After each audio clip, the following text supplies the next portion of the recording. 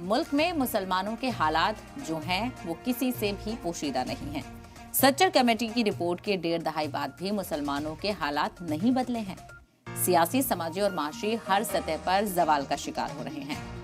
मुसलमान अपने वजूद की लड़ाई लड़ने के लिए मजबूर हैं, तो वहीं तालीम, सेहत और रोजगार में आज भी मुसलमान पीछे हैं। मुसलमानों को आर्टिकल 370, CAA, NRC और UCC से निशाने पर लिया हुआ है। मुसलमान 3 तलाक, लव जिहाद, हिजाब, बुलडोजर एक्शन से मुसलमानों में एक मायूसी की लहर है।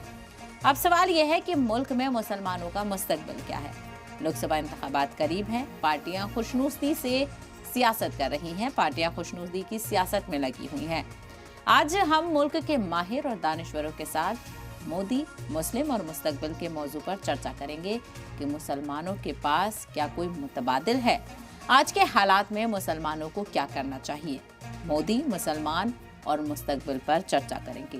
तो 1.5 दहाई बाद भी मुसलमानों के क्या हालात बदले हैं, क्यों नहीं बदले, आखिर इनकी वजह क्या है, इसके लिए कौन जिम्मेदार है। क्या सरकार हाथ बढ़ाकर कोशिश कर रही है, मुसलमान नहीं पकड़ रहे, या फिर मुसलमानों को लेकर आगे बढ़ने का सिर्फ दिखावा किया जा रहा है। तो मोदी, मुस्लिम और मुस्तकबिल, ये सलाम टीवी की मुहिम है कि आखिर ये तीनों चीजें क्या एक साथ मुमकिन नजर आती हैं, या फिर लोगों के नजरिए में और जो मौजूदा हालात है, जो सच्चाई है, जो जमीनी सतह है, वो क्या इसके बरक्स है। यहाँ तक कि आपको ये भी बताते चले कि सच्चर कमेटी की तरफ से तमाम तर तशवीश जाहिर की गई थी, तमाम तर कमियां बताई गई थी और क्या जरूरत है उनको पर भी रोशनी डाली गई थी। सच्चर कमेटी रिपोर्ट की 1.5 दहाई के बाद भी हालात नहीं बदले हैं। आज़ादी के 75 साल हो चुके हैं और मुल्क तेजी से तरक्की कर रहा है। बैनुल-अक़वामी सतह पर मुल्क को ले जाने की बात की जा रही है और बैनुल-अक़वामी सतह पर भारत की चर्चा हो रही है। लेकिन भारत के मौजूदा हालातों को लेकर कौन फिक्रमंद है, आखिर इसको लेकर किस तरह से काम करने की और किस तरह के कवायद करने की ज़रूरत है, इसी को लेकर चर्चा भी करेंगे। आपको बताते चलें 2008 के बाद से मुसलमानों पर कोई रिसर्च भी नहीं हुई है, यहाँ तक भी बात कही जा रही है।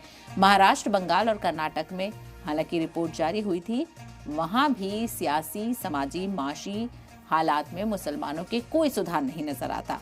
चाहे तालीम हो, सेहत हो और रोजगार हो, आज भी इन शोबों में मुसलमान पीछे है।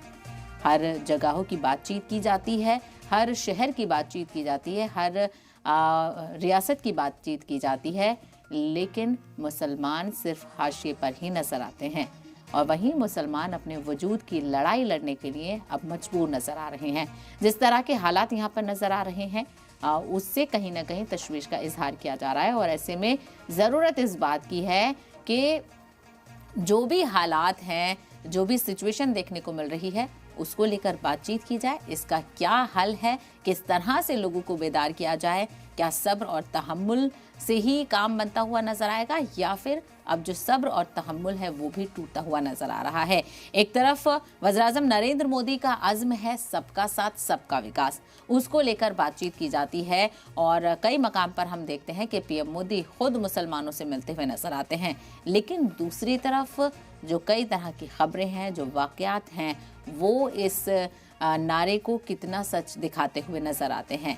वहीं मुसलमानों को लेकर काफ़ी फिक्र महसूस की जा रही है मुआशरे में और मुसलमान अपने वजूद की लड़ाई लड़ने के लिए मजबूर नजर आ रहे हैं।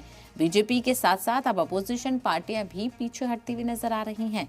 इसके अलावा वहीं आपको ये भी बताते चले कि जिस तरह के कानून अब लाए जा रहे हैं, चाहे CAA हो, NRC हो या आर्टिकल 370 हटाना हो, ये कहीं ना कहीं मुसलमानों के वजूद की लड़ाई के लिए लोगों को एकजुट करता हुआ नजर आ रहा है। और आखिर ऐसी क्या ज़रूरत है, क्या NRC, UCC, CAA मुल्क के मुस्तकबिल से ज़्यादा ज़रूरी है? क्या इन चीज़ों को लाने से हालात बेहतर होंगे? तो वहीं ऐसा लग रहा है कि कहीं ना कहीं एक जो तफरका है वो देखने को मिल रहा है। इसी को लेकर बातचीत करेंगे खास मेहमानों से। हमारे साथ कुछ ही देर में कुछ खास मेहमान भी जुड़ जाएंगे, उनसे जानेंगे कि जो मुल्क के हालात हैं वो किस तरह के नज़र आ रहे हैं और जो सियासी पार्टियों की तरफ से और ख़ास करके मरकज़ी हुकूमत की तरफ से, बीजेपी की तरफ से दावे और वादे किए जा रहे हैं, उनमें कितनी सच्चाई है। हालांकि हाल ही के दौर में जब राम मंदिर बनाया गया, बहुत बड़ा मुल्क के लिए तारीखी लम्हा था, उस लम्हे को भी हर मुसलमान ने उसके बानी बने, उसके साक्षी बने और सब ने एक खुशी का इजहार किया और लोगों को मुबारकबाद पेश की।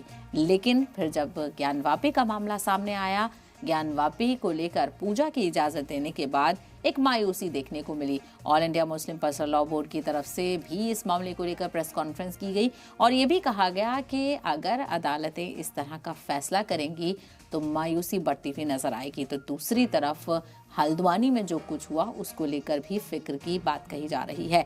एक तरफ मुसलमानों की फिक्र की जा रही है, हुकूमत में ऐसे लीडरान हैं जो मुसलमानों की फिक्र जाहिर कर रहे हैं और कह रहे हैं जब ये 3 तलाक का कानून आएगा, यूसीसी आएगा, तो मुस्लिम खवातीन को बाइख्तियार बनने का हक मिलेगा। जो उनके हुकूक हैं उनको यहाँ पर उन्हें हासिल करने का और उसके तहत एतमाद यहाँ पर हासिल होगा।